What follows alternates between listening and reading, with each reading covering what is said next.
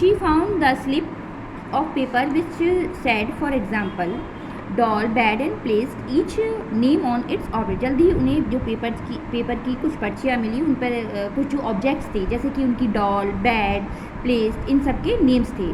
Then she use to put her doll on the bed with the word is on and bed arrange beside the doll. Thus she formed a sentence on the word. इस प्रकार उन्होंने अपनी doll को bed पर रखा और कुछ words को अरेंज करके सेंटेंस को बनाना सीखा. From the printed slip it was but a step to printed book. Helen took her reader for beginnings in raised type Braille and hunted for the words. She जो raised उभरे हुए words थे उनसे उन्होंने कुछ बोलना, स्पीक करना और सीखा, जिसे ब्रेनली कहा जाता है. When Helen was able to find them, she felt a joy like playing a game of hide and seek. Thus she began to read. इस तरह से उन्होंने कुछ गेम्स को जैसे हाइड एंड सीक खेलना सीखा और उन्होंने रीड करना स्टार्ट किया. It was in the spring of 1819 that she learned to speak. 1819 में स्प्रिंग सीजन में उन्होंने बोलना, स्पीक करना, कुछ शब्दों को सीखा. The wish to utter words was a strong desire with her. जो शब्दों को कहने की इच्छा थी वो उनकी बहुत ही स्ट्रॉन्ग डिज़ायर थी. She used to make noise, placed one hand on her throat while the other hand felt the movement of her lips. वो अपनी जब वो बोलती थी कुछ वर्ड्स को या शोर करती थी तो वो एक हैंड को अपने थ्रॉट पर रखती थी और दूसरे हैंड को अपने लिप्स पर रखती थी उस मूवमेंट को फील करने के लिए जबकि वो बोल रही हैं, स्पीक कर रही हैं. She was pleased with everything that made a noise and liked to feel the cat purr and the dog bark. Helen also liked to keep her hand on a singer's throat or on a piano when it was being played. वह जो शोर मचाने वाली जो हर चीज़ थी वो उससे खुश होती थी, जैसे कि जो कैट है वो उसका साउंड, पुर एंड डॉग जो बार्क करता है उसका साउंड भी उनको अच्छा लगता था. हेलन केलर जो सिंगर जब सिंग करते तो उसके थ्रोट पर हाथ रखना उनको अच्छा लगता था और पियानो पर भी. Before Helen lost her sight and hearing she was fast learning to talk but after her illness she could not speak because she could not hear. अपनी हेलन ने जब अपनी हियरिंग सुनना और को बंद किया आफ्टर हर इलनेस, अपनी बीमारी के बाद, उससे पहले वो बोलती थी.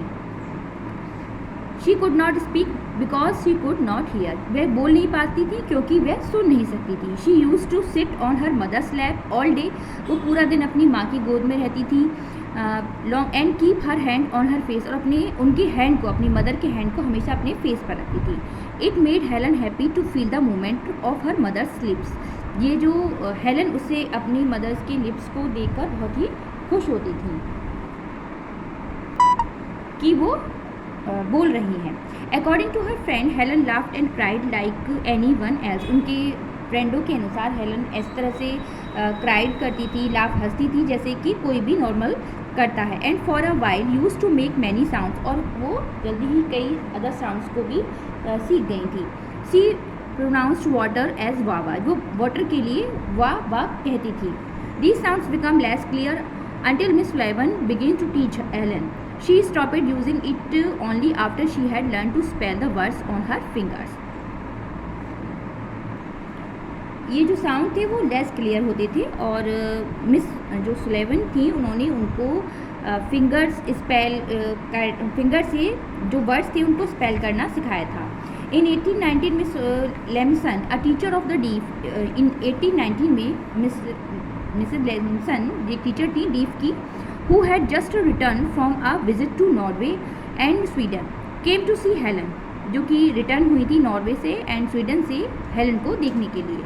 She told her about Ragnhild Kaata, a deaf and blind girl in Norway. उन्होंने एक गर्ल थी जिसका नेम था रैग्नहिल्ड काटा, जो वो भी डीफ एंड ब्लाइंड थी, वो भी सुन नहीं सकती थी और ना ही देख सकती थी, उसके बारे में बताया. They had taught her to speak. उन्होंने उन्हें बोलना सिखाया था उस गर्ल को. Helen now knew that she too would learn to speak. ने हेलन जो थी उनको भी ये जानने की इच्छा थी कि वो भी इस तरह से बोलना सीखेंगी. She would not rest until her teacher took her for advice and help to Miss Sarah Fuller, the principal of the Horace Mann school, for deaf children in Boston. This lovely, sweet-natured lady offered to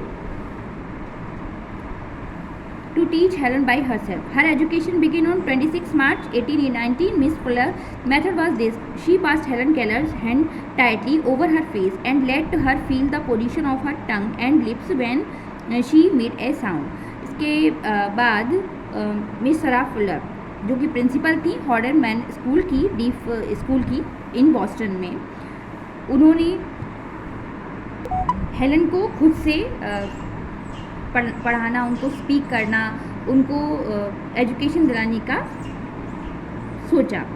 उनकी जो education थी वो 26 मार्च 1918 को start हुई। उनका method था, जो Fuller का मेथड था वो सी पास हेलन केलर हैंड टाइटली। उन्होंने हेलन केलर के हैंड को टाइटली अपनी फेस पर रखी थी और उनको पोजीशन, टंग की पोजीशन और लिप्स की पोजीशन को फील कराती थी।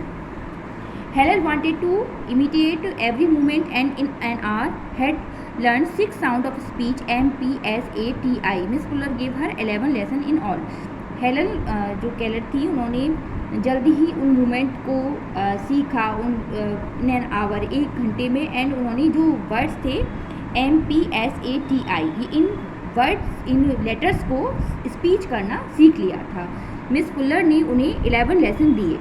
It was the most surprising and delightful moment when Helen uttered her first whole sentence. It is war.